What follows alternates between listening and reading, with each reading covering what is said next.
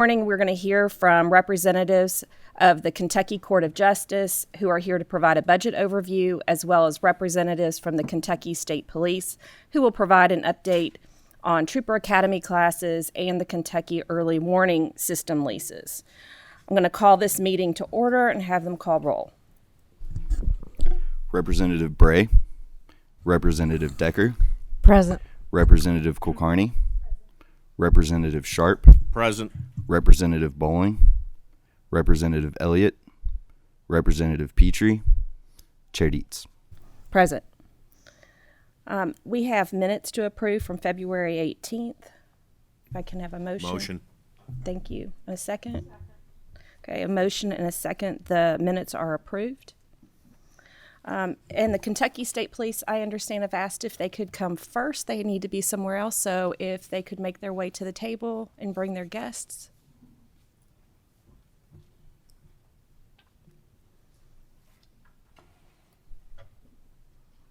Good afternoon.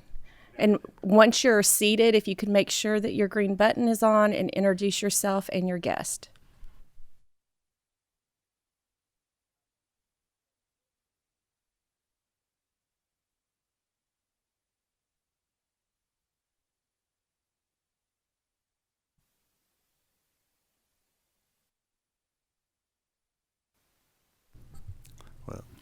Sorry. I'm Colonel Philip Burnett Jr., the Commissioner of Kentucky State Police, and then I'm here with Brandon Marshall, Staff Assistant, who is spearheading our radio replacement project.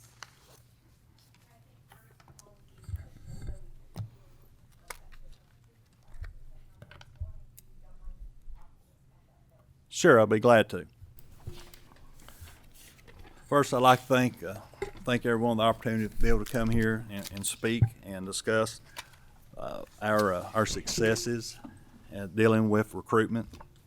The General Assembly and administration has been so supportive of Kentucky State Police and law enforcement across Kentucky in general, and I know that we're very lucky to have that, and I'd like to thank you. In 2024, General Assembly passed House Bill 6, directing Kentucky State Police to prepare a report for detailing recruitment, retention, and demographic statistics for trooper cadet classes in the fiscal year 2023 through 24, 25, 26. The report also was to include age, gender, race, educational level, and geography where these applicants were coming from. This quarterly report has been submitted. We have submitted two of those, one in November the 19th and one in February the 12th. But I will start with fiscal year 23-24, and what that was Cadet Class 104. With that class, we had 547 applications that we considered complete. Now, we typically, when we have a recruiting cycle or application cycle, we will have more applications. But there are many types of documents and things they have to provide us to have a complete application. But with this one, we had 547 that were considered complete. The average age of those applications were 27 years of age, with the majority of those 22 years of age. That class started January the 7th, 2024, and it started with 72 cadets.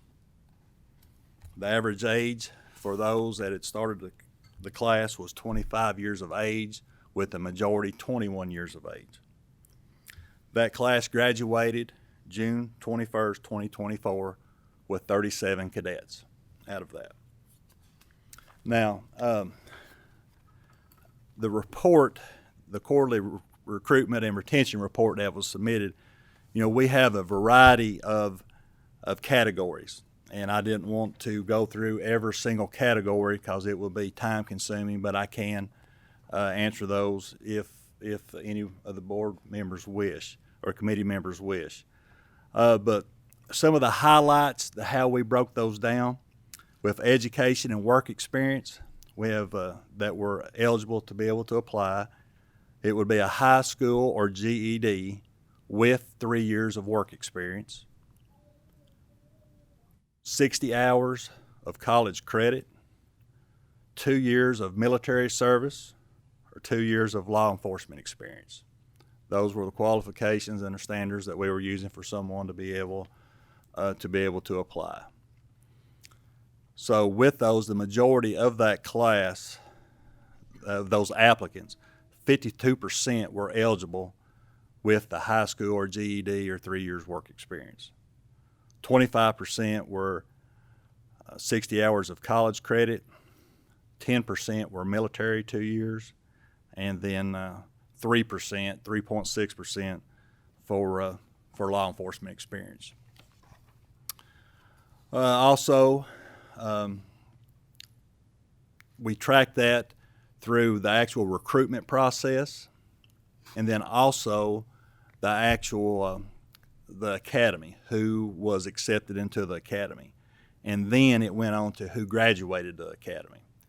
So out of that class, Cadet Class 104, upon graduation, 35% graduated that had a high school or GED with 3 years work experience. 51% of those graduated with the 60 hours of college credit, and 5.4% with 2 years of law enforcement experience, and 5% of military experience. So those were the ones that actually, from start of the process through the academy, through graduation, that was how that we tracked those. So we go into Cadet Class 105 for the next physical year.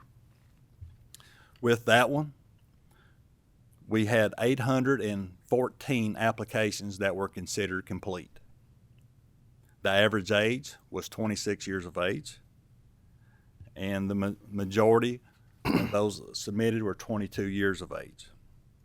That class started November the 10th of 2024 with 89 conditional letters of employment, which means we sent out 89 offers for them to be able to show up to the academy the first day.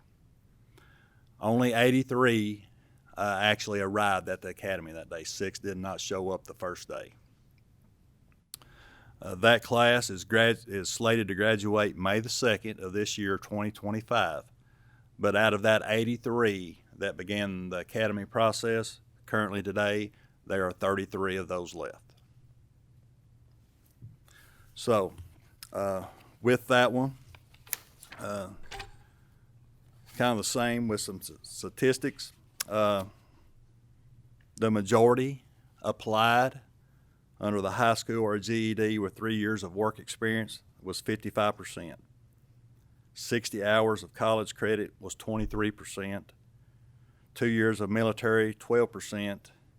And 2 years of law enforcement experience, 2.5%. Now, I want to step back just a little bit and explain to the committee, talking about how we have an applicant that applies with a GED or a high school degree with 3 years of work experience.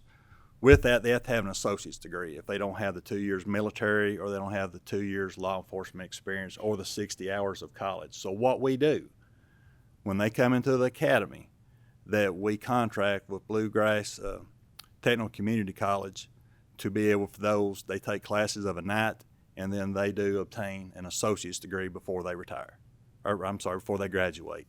So that's one thing. So we're with the KAR with that, and that's for them to be able to get an associate's degree as another recruiting tool, which is a very good thing for us.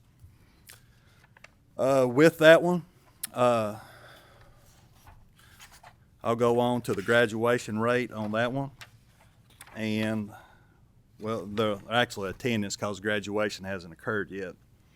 But with that class, 42% were accepted that had a high school or GED with 3 years of experience, and 36% were 60 hours of college credit.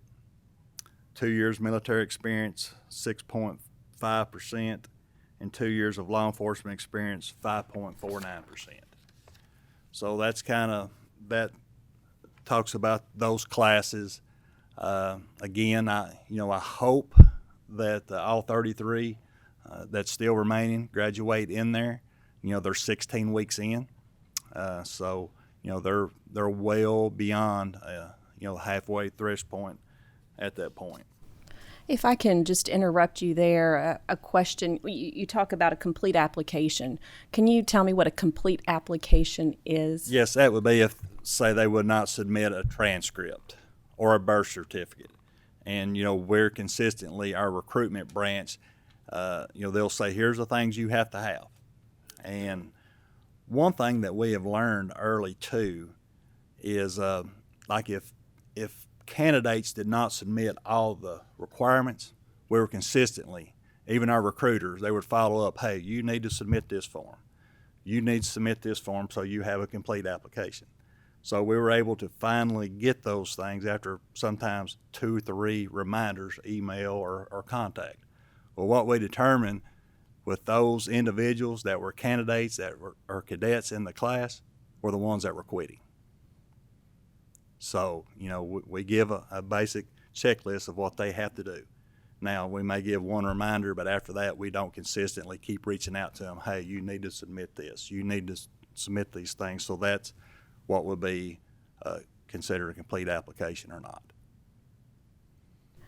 And I know we didn't ask for this information today, and you may not have it, but the difference between those that are coming in that start the program and those that are graduating, is there a reason, a common thread on the number that graduates? Well, I talk with other agencies, it's just not us. But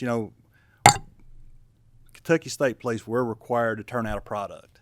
That's what the Commonwealth wants. That's what the General Assembly wants. That's what the administration wants. That's what retirees want, and that's what our current people want. With the things that our agency has experienced and we've had to work with, issues that's occurred across Kentucky, typically you'll always see a Kentucky State Trooper there in uniform, and they handle those things. Whether it may be a shooting, whether it may be a natural disaster, but we're not trying to, by no means, run anybody off. We would love for everyone to graduate. We would. But there is just some specific things that they have to be able to do to be a trooper. And for some things that's somewhat concerning is that there's a lot of them on the early end fail the physical fitness test. Well, they had to pass that physical fitness test. That's the POP standard for any law enforcement officer. So they have to pass that just to be able to be accepted into the academy. So when they come into the academy, they're expected to be able to have those physical standards. They can't pass them. So they have done nothing to prepare themselves from the time that they initially pass it to when they're coming into the academy. But other things we've done to work with that, we have our recruiters. Our recruitment section is bigger than it's been in the history of the agency. But our recruiters also serve as mentors. They work with these candidates coming in. Here's things that you need to be able to do to be prepared for the academy. We have videos. We have the physical standards. They reach out to them. They're being in contact with them. So there's a lot of things that we've done and we've expanded, for them to be successful through that. And what I can tell you is that I've also, at different conferences, that I'll have to be around other colonels and commissioners from state police agencies and other large agencies. They're incurring the same thing that we're doing with dropout rates. And I think one more question I'll open up to the members if they have any, is how many vacancies do we have right now, and what do you need to fill at this point?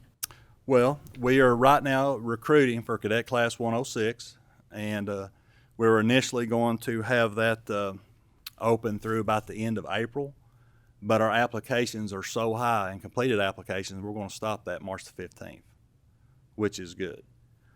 So that class will start in August, Cadet Class 106.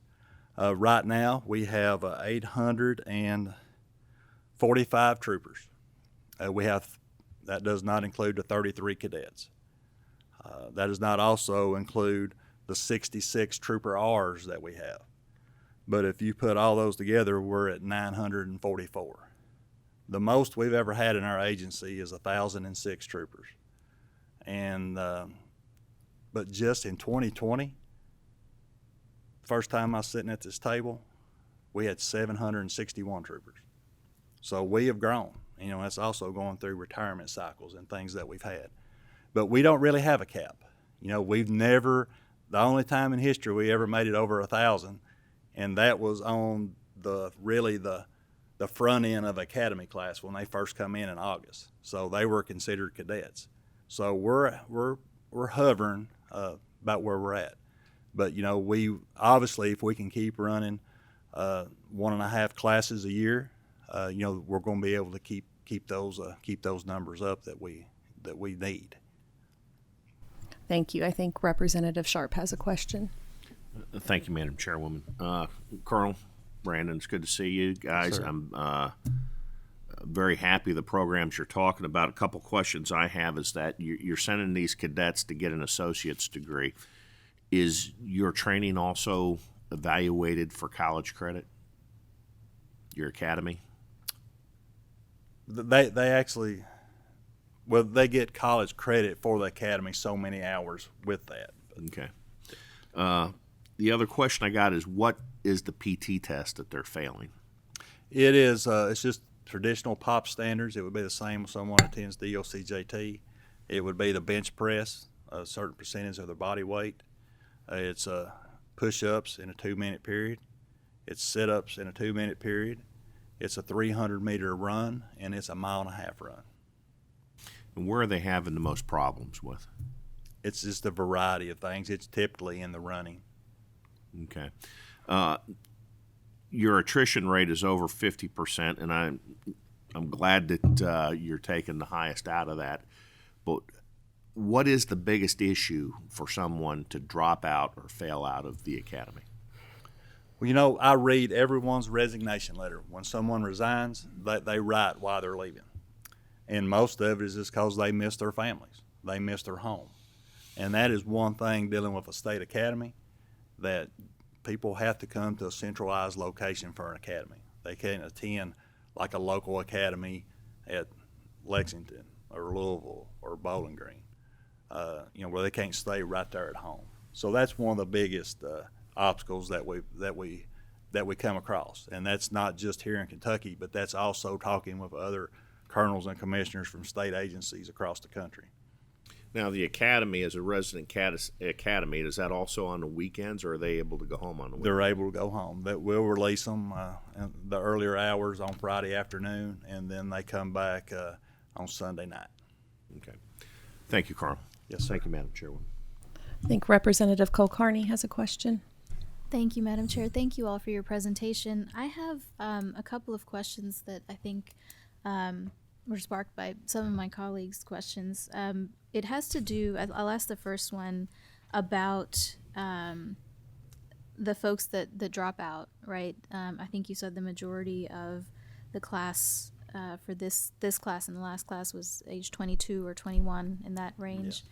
I mean, so these are young individuals. My question is, for whatever reason, if they, don't make it or they leave the program, are there any that come back? Is there any rollover, for instance, if something was happening or they matured a little bit in a year's time? Is there an upper age limit, and or do any folks come back? Yes, okay. And we've had some that's come back through, been very successful.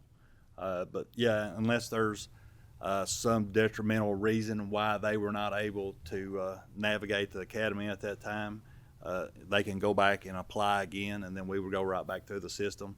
But that wasn't necessarily anything would be held against them unless there was just something that was egregious that occurred during that training. Okay, and as a quick follow-up, what are your current channels of recruitment? So where are you getting candidates from that are applying? The majority of our candidates are coming from central and eastern Kentucky.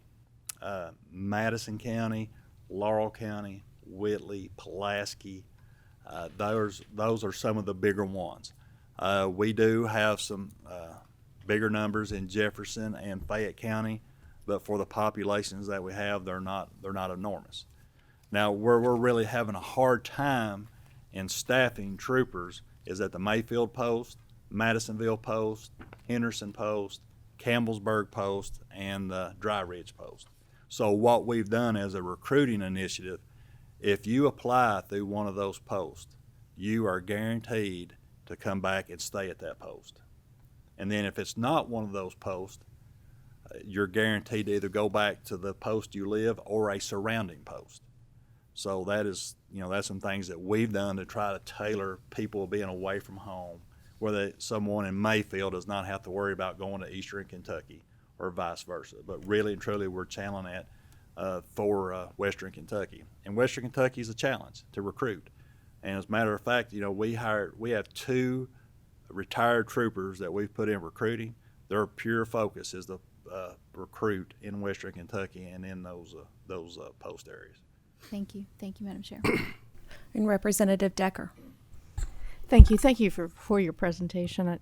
I'm just curious about the number who don't make the physical fitness part. Is that increasing or decreasing? What's the rate of acceptance or rejection based on that? Is it going up, stable, down? I don't have the exact figures on that. Our recruitment would have that, but I would feel that those have increased. Okay, thank you. And I think next, if you all want to go ahead and give an update on the leases. So CUES, or the Kentucky Emergency Warning System, is a microwave backhaul network comprised of 153 communication towers across the Commonwealth.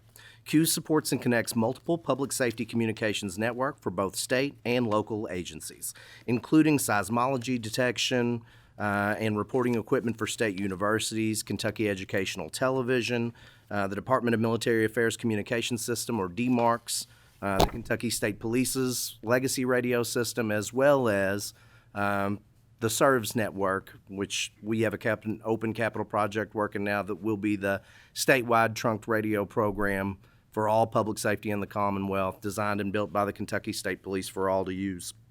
CUES is going through right now an upgrade as the SERVS network is being built out in order to support that.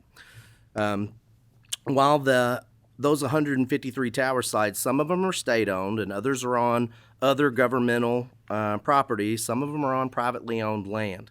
And understanding that the majority of these privately owned land leases that CUES towers reside upon were established and funded in the 1970s and set to expire in 26, 27, and 28, the Kentucky General Assembly generously appropriated funding in the last budget biennium for these leases. We have had some success in renewing those leases since that funding was awarded to us. A great deal of our time and energy since that last report has been spent in a combined effort by our staff and the Finance Cabinet's Division of Real Properties to access contracted services from firms with expertise in land leasing to help with renewing those leases and identify landowners for new sites as well. Several firms now hold master agreements and are eligible to be used, and we're doing just that. Currently, 8 of those existing leases are out to bid for renewal services now. Those sites are in Clinton County, Livingston, Crittenden, McLean, and Todd. 11 more are set to be released for bid later this quarter. That's in Christian County, Muhlenberg, Caldwell, Logan, Butler, Edmondson, Hart, Allen, Davies, Ohio, somewhere near you. A few of other noteworthy successes.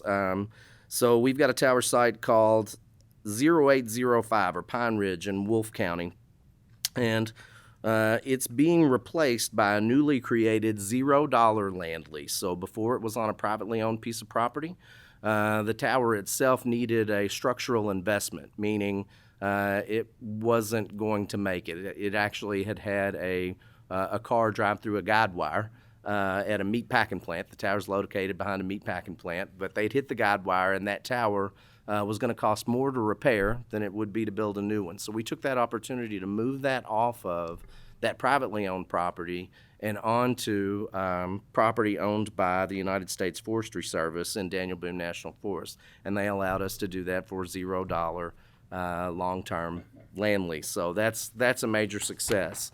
in being responsible with the Commonwealth's awards. In addition to that, 3 other $0 interagency leases have been executed with the Kentucky Transportation Cabinet, allowing our program to utilize properties in Campbell, Owsley, and Robertson County. And there are more to come from that transportation front. That partnership has been very fruitful. We already built a site in Webster County on their property the same way. With your all's continued support, the remaining leases will be bid out and will be executing long-term lease renewals within the next year, ensuring that the Commonwealth's investments in those physical tower assets and programs like SERVs and DMARCs and others are protected for years to come. Thank you. Can you remind us how many leases are still there that you have to negotiate? Counting the ones that are done, I believe we're somewhere in the 97 range. There are 97 more that have to be executed. Now, that number of leases may sound a little bit scary. I will add this as a comment. Some of these tower site properties, there may be multiple leases involved in a single property, meaning you may have a lease for access going into the road so that you can get to that piece of land. There may be a lease associated with that piece of land from a different landowner. One of the guide wire anchors, if you've seen those large wires that go from the top of the tower at an angle down to the ground to help physically support it, one of those anchors may be located on a different property because those properties have been split and divided and changed since we first built those sites and acquired those properties in the 70s. So some of the 90 are more like 66 tower sites, right, as 90-some-odd leases for existing sites. And do you all anticipate that all the leases will be obtained as originally planned? I am incredibly optimistic. The new process seems to be working incredibly well. There are things in that process that are out of our control, but those things... So it's a success, but it's also it's a success in that it's a testimonial to the process and how well the process is working. So there was a site that we were in the process of renewing, and I don't want to mention the name of the particular site or the company that owns it because it's owned by a corporation. But during that process, one of the things that we do is we do title searches to ensure that we're dealing with the right people, that our lease is valid, and that we're ensuring we're protected. Surveys as well. But an issue came up with title work, and it was something simple. The name of the corporation that owned the property had changed. They had changed names since they entered into that lease, but they hadn't updated that on their own title and deed. So in order for us to sign a new lease with them, they're going to have to go through a quiet title process where that they correct their title.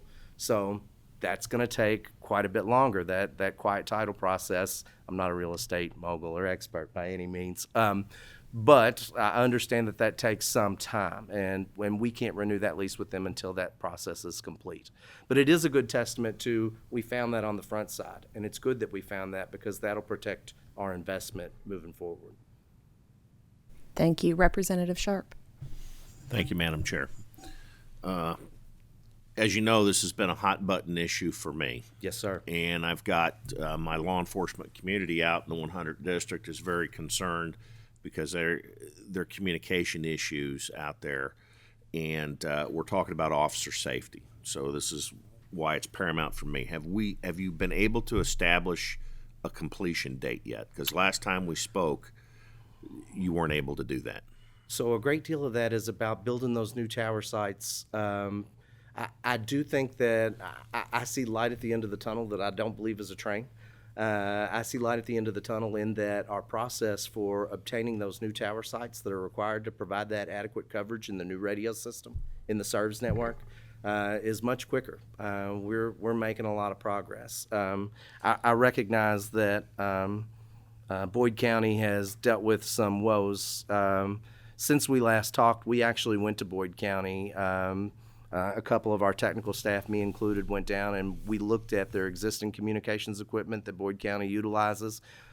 We found some things that could be corrected to help make their systems last longer and provide better adequate coverage there in the city of Ashland.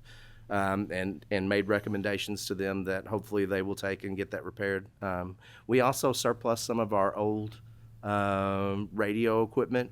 While it's not compatible with what we're building on our new system, it is compatible with what Boyd County is using and what some local agencies are using, and we're surplusing that equipment as requested to those local agencies to give them, although it's an old radio, so it was somewhere along the lines of 25 handheld portable radios, I believe. While it was old equipment, that equipment also went through my radio shop, and my guys will tune and align and get the most out of that. That's the reason that we've been able to make our equipment that we purchased since 2000 last until 2025, right? It's that maintenance and tuning and alignment that a lot of counties don't have the luxury of having a technical staff to do that for them and get the most out of their equipment. So we've done some things for your area. I hope you know that. I have been briefed on that. I am aware of that, and I'm very thankful of that. I still haven't heard a completion date, though. On the radio system, I would not be able to provide that date. Can we ballpark it and say in 18 months and 24 months and 36 months? I think a great deal of that is going to go down, come back to what are we looking at when it comes to building these tower sites and how long does it take us to build them? I think we've got the acquisition of the properties down and refined to a much better process. Now it's about, can we expedite that construction? And in my talks with DECA within finance facilities, we believe there are some methods that we can use and explore to do just that. And we're very hopeful. The next time that you're in town for a session, I hope to be able to give you better timelines that involve estimates on that construction process to show you just how much we've trimmed that process down. Okay, are we still going in phase 1, 2, and 3 through this? So it's very possible, and you may be excited to know this, we recently just procured the equipment for a portion of phase 3. And for us, that involves what we consider our post 8, our post 14, and our post 11 regions. Boyd County, Lawrence County, your specific area is in that post 14 region. And we do believe that we'll be able to expedite service to post 14 and not just build west to east, but also east back to west congruently or at the same time. And it would benefit you all. It'll benefit Eastern Kentucky greatly to go ahead and have both of those things going at the same time. And you will see an increase in when that radio system is available to the public safety agencies within your area, sir. Well, I look forward to it. Me too, sir. Thank you. Thank you, Madam Chair. If there are no other questions, I thank you all for your time today. Appreciate you coming. Thank you all.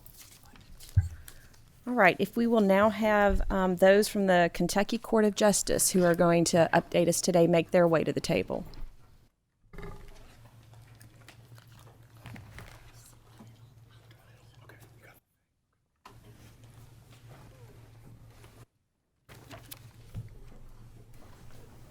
All right, good afternoon. Good afternoon. If you all could introduce yourself, make sure the green light is on. Good afternoon, everyone. My name is Zach Ramsey. I'm the Director of the Administrative Office of the Courts. I'm relatively new, just started in December, but luckily I have with me Carol Henderson, our Budget Director, who's been with us a long time, and then also Danny Rhodes to my right, who's our Executive Officer over Facilities. And together they're going to provide a lot of the bulk of the budget overview that you've requested, both to our court operations and specific to some of our facilities-related projects. And then also we'll look ahead with some anticipated budget needs for our next cycle, following up on some recent meetings and discussions that we've had before. Before we get started on the overview, we just wanted to take a moment. We can get to the next. I'm trying. Just a second while we. Can you click on that one? Yeah. Yeah. Okay. Great. We just wanted to take a moment, call out some highlights within our current budget, within our current biennium budget, and provide some acknowledgments and thank you for appropriation of funds that have allowed us to do some important work that was captured by that budget. current appropriations included funds for the expansion of mental health courts by 10 sites. We've identified those counties, and we're moving forward with the implementation of those courts, and that was a very important project for us. The budget included funding additional position across various programs that we have, including facilities and financial services, family and juvenile services, our mental health commission, and our state law library. And it also included an annual salary increment for all KCOJ personnel, a 3% increment, which we deeply appreciated, hadn't been for a while. Within our capital projects, and this is where we'll get into some of the updates later, there was $47 million appropriated as a capital asset preservation pool, specifically for HVAC, roof, and electrical upgrades. And that's sort of an indefinite fund that we're to use for those specific purposes. And Danny's going to provide an update as we go forward on where we are with those funds to the extent they've been obligated, active projects that we have, contracts that are being circulated, and some of the work that we're doing there. And then also the $6.5 million that was authorized for the renovation pool. That's part and parcel of that, and Danny's going to provide some updates on that, but we've made a lot of progress there. And we have new judicial center projects that were authorized in this budget in the last cycle for Owsley, Greenup, Knox, Clark, and Caldwell counties. And in the next biennium cycle, we'll be looking at the use allowances and the operating costs and some of the specific funding that we'll need as we go forward from a planning phase into an actual construction phase. And then Danny will also be talking about later the specific capital project that was authorized for the new Court of Appeals building, which will be on site across from our AOC offices on Vandelay here in Frankfurt. And we've been deep in the planning and are close there. We'll provide some more updates. So we appreciate your leadership. We appreciate everything that has been appropriated in the last cycle and all the work that we've been able to do and all that we will be doing within this biennium cycle. And then let's move to the actual agenda that tracks some of our previous discussions and what's been requested of us today. We'll go through a fiscal year 2025 budget overview, both some of the mechanics and operational aspects of our budget to give you a little more visibility across our appropriation units, court operations, local facilities, and other units, but we'll lay that out. And then give you some updated numbers and a snapshot of where we are with our current budget forecast through this fiscal year and through the rest of this biennium. And then, as I mentioned, we'll give an update on the asset preservation pools through Danny and also the Court of Appeals capital construction project. And then also following up on some previous discussions, we want to talk about a few anticipated budget requests specific to increasing our judicial salaries, to bring equity to them relative to their peers and all the work that they do within our unified court system. We've got some data there. We've been doing some salary analysis both within our state and then border states and national data. Just want to start to socialize a little bit of that information, even though we're early in the process and we've got more work to do. And then, as we've discussed before, we're transitioning a lot of our information technology projects from the implementation, the construction phase, into the maintenance and operation phase, and what this means for us. And I think you're seeing in the industry and certainly within the executive branch as we're moving into paying subscription fees, what we call SaaS fees, to a lot of the large public cloud vendors, your Microsofts, your Amazons, for them to manage that infrastructure for us. It's nothing unique, but it's a transition that we're in right now. We're paying some of those fees now, but we anticipate some new ones in the next budget cycle. And then we'll talk a little bit about our biggest IT implementation project, which of course is our statewide case management system that we'll start piloting next year. And then immediately prior to that, our statewide electronic file and serve system that's going in place. Both of those will be Amazon AWS infrastructures, and there'll be SaaS fees associated with that. And we'll get into this, but luckily we've got the ARPA funds, the federal funds that we're using to implement. It's going to cover a number, I think the first 6 years of those SaaS fees. So we're just laying this out now. It probably won't be a request until 2030, but the earlier we can kind of show that roadmap, it'll maybe help with these discussions. So we appreciate the opportunity to engage early on this and try to be as transparent as possible. So we'll move into the budget overview and give it to Carol unless there's any questions at this point before we start. Okay, I'm going to do a really brief overview of the appropriation units within our budget. We have 4 appropriation units. The first one is Court Operations Appropriation Unit, and what that unit has in it is all the salaries for all the elected officials and all the Court of Justice staff, you know, for operating costs such as technical equipment, office supplies, travel costs, our language access services, all the programs at AOC. Court operations is funded by, obviously, general fund appropriations. We have some federal funds, and we also have some restricted agency funds. This is just a snapshot from our budget bill. Our current fiscal year 25 general fund appropriation for court operations is $317.4 million. I just want to make the note that the funds that are collected by the circuit court clerks are remitted to the finance cabinet. They do not come to AOC, so I just want to make sure. And then obviously the General Assembly appropriates the general fund based on our budget request. Federal funds, we have approximately 18 federal grants right now. Vast majority are to do BJA grants and SAMHSA grants for specialty courts. We do have some court improvement grants, Title 4E and Title 4D funds, as well as the VAWA grant. Restricted funds, I'm calling it restricted funds because in our budget bill, you know, that's what it's called in the budget. This is a list of all the restricted fund accounts that we have at AOC. Some are restricted by statute or court rule as to what the funds can be spent on, and then some are not restricted. But the carry forward from our restricted fund account going into fiscal year 25 and 26, going into fiscal year 25 was $51.4 million. The average revenue that we take in on restricted funds is around $46 million, and the average expenditures are $45 million. These are court operations budget units. I just wanted to point this out because by our budget bill, we are required to send a expenditure report every quarter to you. And so this is how I break it down when I send it. I break it down by the budget units within the judicial branch budget.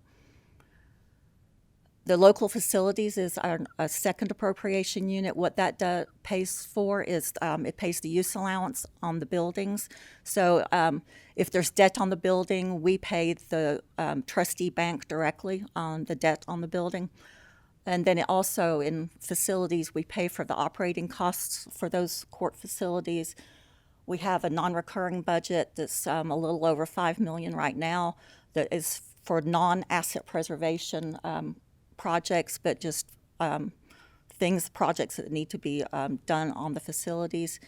It also pays for rentals for the government and private sector leases, and then appropriation also, General Assembly appropriates funds for furniture and equipment for the new buildings that you have authorized, and so that comes out of the facilities appropriation unit. Fiscal year 25, it's 132.7. Then fiscal year 26, the appropriation is going to be 138.3. Two other appropriation units. We have Use Allowance Contingency Fund. It's been inactive for many, many years and has a zero balance. Judicial retirement, we act as a pass-through to judicial retirement form system. The form system provides retirement for both judges and legislators, but what goes into our budget is for the judicial part of it. Current forecast, as I mentioned, the general fund appropriation is $317.4. Back in July, we estimated, based on fiscal year 2024 expenditures, we were estimating our fiscal year 25 expenditures to be $337.5, which obviously is a lot more than the appropriations. So this was caused by various things. You know, obviously everything is more expensive these days. We've put salary increases to address employee retention, and then we're filling necessary vacant positions that were not previously funded. The carry forward funds that I mentioned about restricted funds have been helping to offset some of this deficit, but the Chief Justice put measures in place where we took our instead of basing our fiscal year 25 budget on fiscal year 24 expenditures, we took it back down to fiscal year 24 budget levels on the operating side of things. And we also implemented a 60-day hold on freezes, and then we moved some technology equipment, which one-time technology equipment, from general fund appropriation to the carry forward funds and the restricted funds. The Chief Justice is going to review the effectiveness of those measures and consider the best way to manage the expenditures going forward. Local facilities, as I've mentioned, includes operating paid to the counties for, the utilities, janitorial, regular maintenance, and insurance on the buildings, because except for 2 buildings in the state, AOC does not own these buildings. They're county or city owned. The actual cost that we pay to the counties increased from fiscal year 22 to 23 by 9%. And so the 25 estimates were prepared using 23 audits, because the 24 audits aren't going to be done until next month. So that resulted in a projected deficit in the local facilities appropriation unit of $4.5 million. I'll have a better idea of what that will be after the audits for fiscal year 24 are finished, because what we pay the counties based on, we estimate it, we pay them quarterly, and then once the fiscal year is over, our auditing group goes in and audits, and then we adjust payments to the counties, whether we've overpaid them or underpaid them. We adjust the last quarterly payment to them. So that's the overview of our appropriation units. I briefly want to talk about the judicial branch financial statements.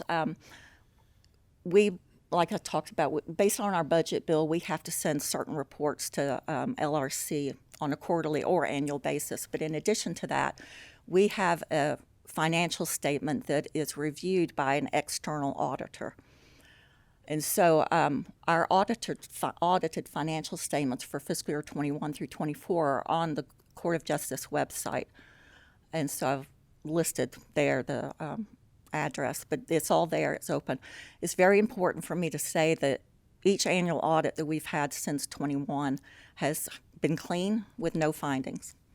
So and I'm just going to say the opinion of the auditor is that the financial statements represent fairly all fund balances of the judicial branch. They show actual receipts, disbursements, changes in the budget by budget unit and by fund type. So, and there's a bunch of supplemental documentation, so please go on our website and look for those, or I can send them to you if you would like me to. There's no way any of us can read this, but this is just one example of one sheet that you can see. It's got court operations, local facilities, judicial retirement. That's all general fund. Then it's got our agency funds, restricted funds, federal funds, our capital project funds, and it lists all the disbursements and the balances at the end of that. So, once again, clean audits. So, Danny, you want to talk about asset preservation? Again, thank you for the opportunity to come and speak. And Oh, sorry. Okay. Thank you, and thank you for that report. And by the way, congratulations Thank you. on those audits. Thank you. I run a company that's audited, and that is a big deal. What you said a couple of times, and I want you to know I heard that, and that's wonderful. I appreciate that. Congratulations. That's big. I think I was indicating I had a question. You may have answered it, but what were I'm looking for reports of fines and fees that court collects. Is that in the restricted funds? Is that what, or do you have fines and fees you report? Where are they? A lot of the fines and fees that are collected are not retained by AOC. So there is a report that has like state monies collected, that has like criminal fines and fees and things like that. But that gets remitted to the finance cabinet, who then, some of those fees and fines by statute have to go certain places. Yeah. And so all of that money gets remitted to the finance cabinet by the circuit clerks for the finance cabinet to then distribute it based on the statutes. So, but do you have a report of all that you get and then where it's dispersed? I don't have a report of where it's dispersed. A finance cabinet would have to have that I'm sorry. information. I get that. And I think you said something about the circuit clerks don't report something to, they don't, what was that? No, I was just making the point, like that the clerks, the money the clerks take in, they remit it to the finance cabinet. Gotcha. So I just want to make the point that what the clerks take in state monies do not come to AOC. Understood. Yeah. Final question. Could we have the handouts that you all are looking at? And Yeah, I'll be. Yes. thank you. Yes, ma'am. Thank you, Madam Chair. Go ahead. Thank you. Thank you. And again, to just echo what Zach and Carol have spoken to on the asset preservation funds. 2 capital project pools were authorized in the 2024 General Assembly, and those were greatly needed and greatly appreciated. And of those asset preservation pools, some of those were for statewide projects, so facilities throughout the state that were in need of repairs and replacements of roofing, HVAC, electrical components. The other pool that was approved was a renovation pool for specific projects that were identified in Jefferson, Kenton, and Warren counties. Local government entities receive a quarterly payment for the operating cost of the judicial centers or courthouses or annexes or court facilities that we occupy throughout the state. And that covers the insurance, janitorial services, maintenance, utilities, minor repairs on the facility. So those quarterly payments are outside of the asset preservation funds that have been authorized and we are working to expand. Local unit of governments submit work order requests for projects that may need to occur in the facility or repairs that may need to occur in the facility. They send those to the AOC. We review those. If they are over $2,500 and don't apply to the specific items that were allocated for asset preservation, then those come out of our non-recurring budget. And as Carol mentioned, that's roughly $5.5 million a year of what our non-recurring budget is. So any other project or major renovation over that $2,500 would come out of that project.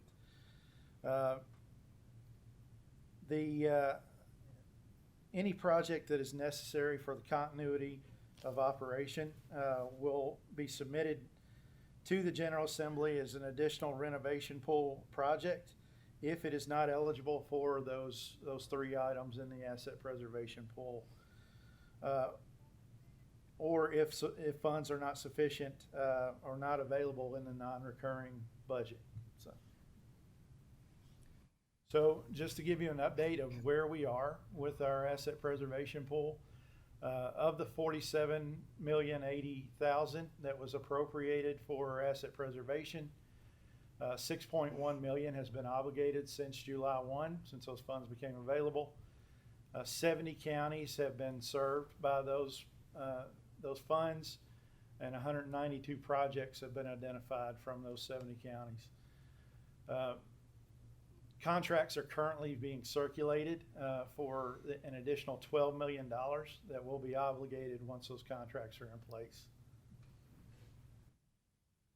Of the renovation pool that was authorized, $6.42 million, $2.1 million has been obligated since July 1, and those are to be used on projects, as I mentioned, in Jefferson, Kenton, and Warren counties. Any questions that you may have on the asset preservation pools? I don't think at this time. I know that we're going to have some members probably popping out of here soon. So you can move forward and maybe abbreviate a little bit. Oh, go ahead, Representative Sharp. Well, I may want to jump ahead because I'm one of these guys that got to pop out of here. What can you tell me the status in Greenup? In Greenup County, we are working. We've got the memorandum of understanding in place for the Judicial Center project there. and working on forming the board, issuing the notice to proceed from the Chief Justice's office. And then we'll have a project development board, PDB orientation, to kind of give an outline of the project and then start the project onboarding professional service providers and things like that. When are you projecting to break ground? To break ground, that's really an unforeseen item. Once we get the design and everything completed, that's usually a two-year process to go through all of the design aspects, site procurement and things like that. We're 3 years out easy. I would anticipate 2.5 to 3 years. Thank you. So an update on the Court of Appeals building, $14.1 million was authorized for this project. We are in phase A of the project, or we completed phase A. We're in phase B, design development. One hiccup that we've had there is that the City of Frankfort and the Transportation Cabinet have started a right-of-way roundabout project right in front of where the facility is going, and that has required a fee simple transfer of the portion of the property that we have to allow for that roundabout to be constructed. So that has delayed our timing on getting the design completed, as well as the site development. So we've had to look at reorienting the building to allow for the roundabout. We anticipate bidding in spring of 2026, construction to begin in summer of 26, and completion of the project in spring of 28.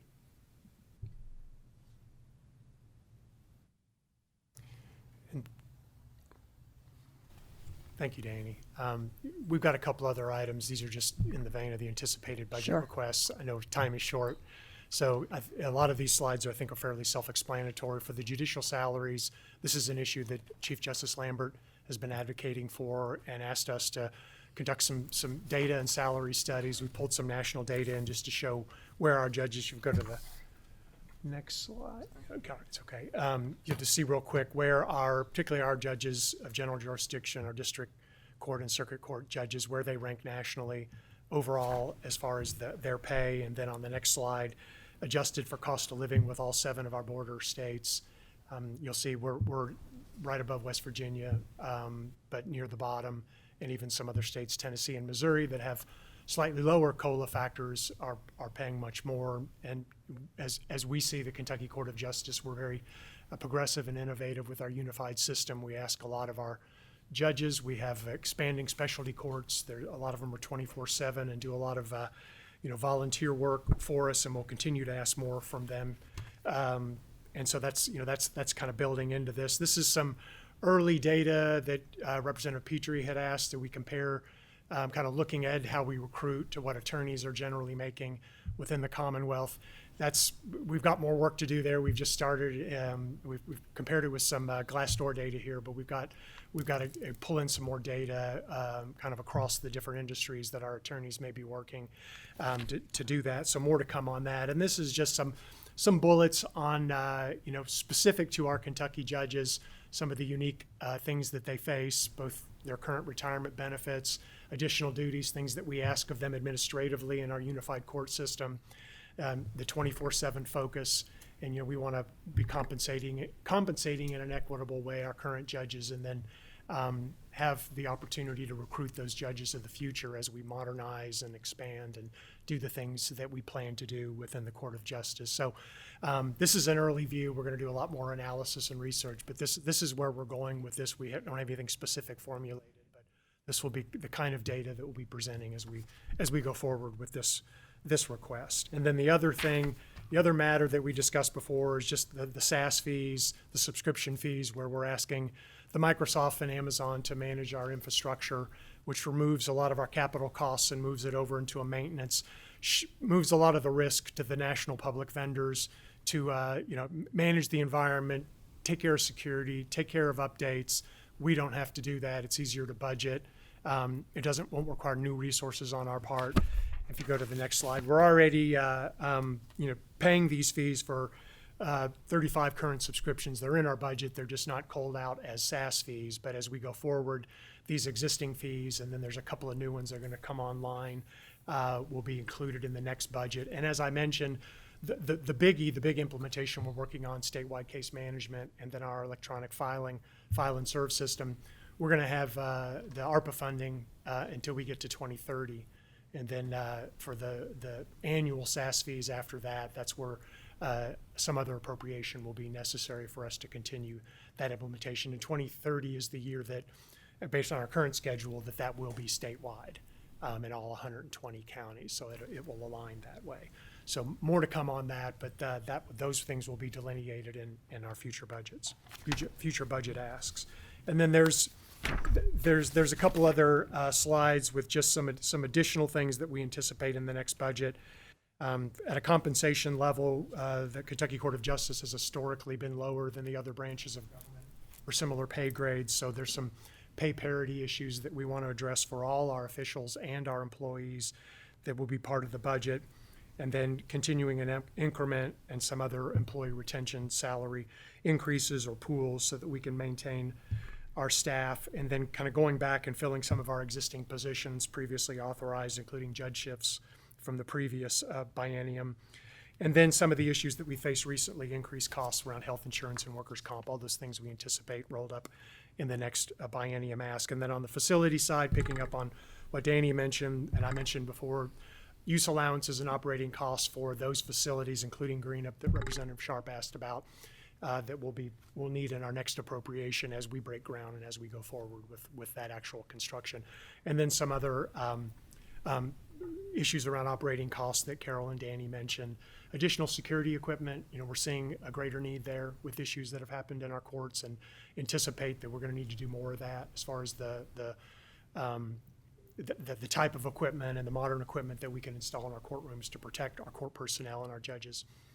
And then additional, and I think Danny mentioned that, additional non-recurring court facility maintenance appropriation, so we can continue to do that work outside of the asset preservation pools. And then looking ahead to new capital projects, we look at all the things that are on our current list, but we have a couple of counties right now with Boyle County that's having some structural issues that we're going to have to move staff out while they repair, and then into a temporary facility. And then we're either going to be able to fix that problem, or we may have to pivot to maybe a capital construction ask, to the legislature or something to consider. So we've got that on our list, and then also some new issues with Lincoln County, some serious issues with their facility that we're working through. That'll either be can we fix it, can we repair it, what will we need, and then will that result in perhaps a new capital project. But those are just two we wanted to mention, because I don't know that we've had specific discussions with this committee or anybody else about it, more recent developments. Right. That's it. That's all. Thank you, and I appreciate your time today, and I'm sorry that at the end that we had to rush you through this. What I would say is I know we've had some discussions as we, work into next year towards budget year, and just to the point, I think that we talked about the vacant positions, and those were not funded. What we would just ask is you come with the ask and make sure that that we have that and that we have that information. So I appreciate working on this ahead of time, so that we're ready this summer to get it going. But thank you, and I don't think anybody has questions because everyone's left, so I will adjourn the meeting. Thank you. Thank you. We appreciate it. Thank you very much.